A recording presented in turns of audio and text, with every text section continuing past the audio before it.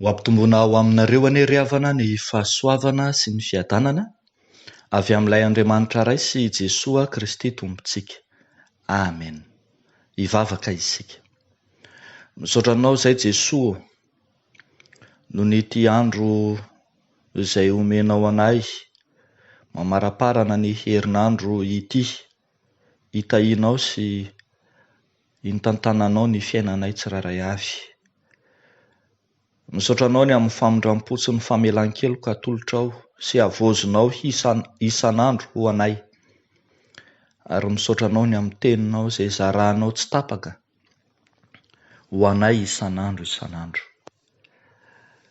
Dia ampahazavao aty anatinay ary Tompo ny teninao, andehananay sy iainanay araka ny sitraponao. Amin'ny anaran'i Jesosy Kristy Tompo no anaovanay izany vavaka izany. Amen. Ny mofonaina voalahatra ho antsika anio ry havana, hitantsika eo amin'ny epistily faharoa ho an'ny Timoty faharoa toko fahatelo, ny andininy fahaefatra ambin'ny folo hatramin'ny fahafito ambin'ny folo. Timoty faharoa toko fahatelo, andininy fahaefatra ambin'ny folo hatramin'ny fahafito ambin'ny folo. Vakiana amin'ny anaran'i Jesosy manao hoe: fa ianao kosa dia mahareta amin'izay zavatra nianaranao sy nampinoana anao, satria fantatrao izay nampianatra anao izany. Fa hatry ny fony vao zaza ianao dia efa nahalala ny soratra masina izay mampahendry anao ho amin'ny famonjena amin'ny finoana izay ao amin'ny Kristy Jesosy. Izay soratra rehetra nomen'ny tsindrimandrin'Andriamanitra dia mahasoa koa ho fampianarana, ho fandresen-dahatra, ho fanitsiana izay diso, ho fitezana amin'ny fahamarinana, mba ho tanteraka ny olon'Andriamanitra, ho vonona tsara ho amin'ny asa tsara rehetra. Ray masino, manamasinanay amin'ny fahamarinana, ny teninao no fahamarinana. Amen. Ravako malala ao amin'ny Tompo, ity mofinainantsika anio ity dia tafiditra eo indrindra amin'ireo anatranatra sy famporisihana any Timoty zanakara-panahin'ny apôstôly Paoly, ka indro omena izao famporisihana izao izy ahafahany mijoro tsara amin'ny finoana an'i Jesosy Kristy eo anatrehan'ireo sokajina fampianaran-diso marobe izay mielipatrana. Dia taoma ny Timoty mba hiazona mandrakariva izay efa nampianarina azy. Araka izany, misongadina amin'ity mofinaina ity ny mahazava-dehibe ny faharetana amin'ny finoana. Mahareta amin'ny finoana. Nahoana no ambarantsika ny hoe mahareta amin'ny finoana? Reto anton-javatra roa reto no ampianariny soratra masina antsika mahakasika izany. Voalohany, mahareta amin'ny finoana ho amin'ny famonjena. Ampianariny soratra masina antsika fa ny famonjena no tanjona voalohany amin'ny faharetana amin'ny finoana. Ny antony voalohany hitehirizana antsika amin'ny finoana dia ny famonjena ao amin'ny Kristy, ny fitehirizana ny famonjena izay efa azo, ny famonjena izay efa noraisina. I Timoty ry havako malala dia zazalahy voataiza tsara tamin'ny finoanan'Andriamanitra, tamin'ny fivavahana kristianina hatramin'ny izy mbola kely. ny reniny sy ny renibeny no nampianatra azy, ary angatahany Paoly mba ho tehiriziny mandrakariva zany. Zay no mahatonga azy miteny hoe ianao kosa dia mahareta amin'izay zavatra nianaranao sy nampinonanao. Tsy voatery hirona na hiazakazaka hivily anaraka ireo fampianaran-diso marobe izay misy amin'ny andro ankehitriny. Tsy voatery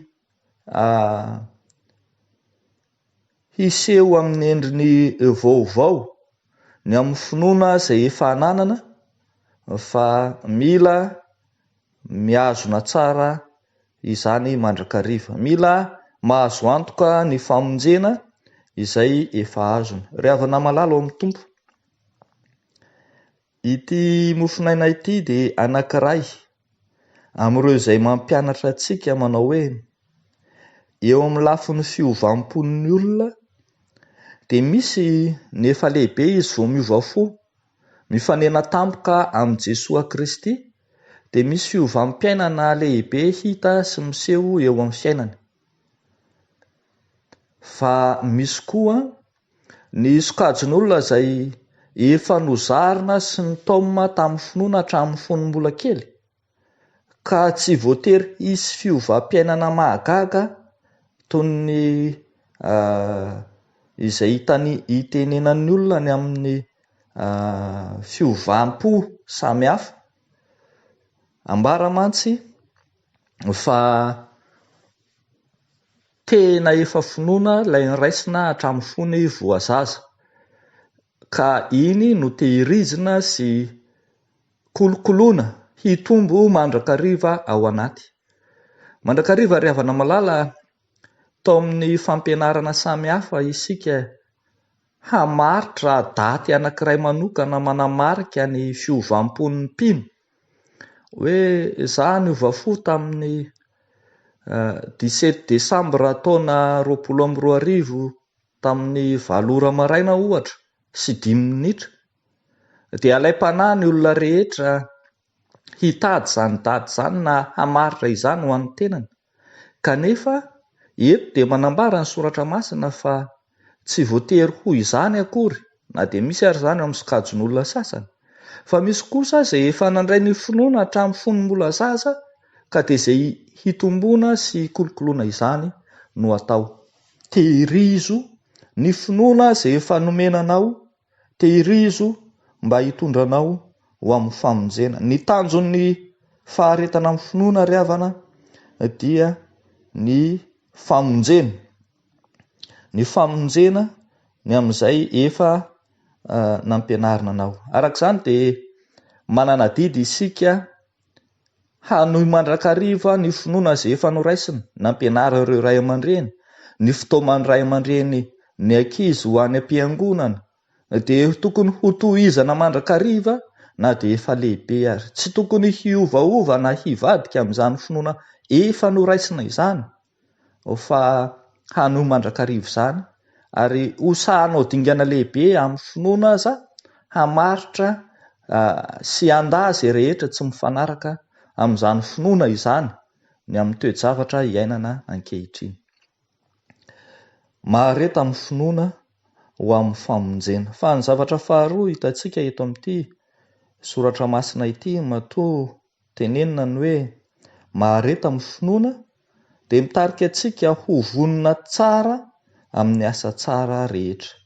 Mahareta amin'ny finoana ho vonona amin'ny asa tsara rehetra.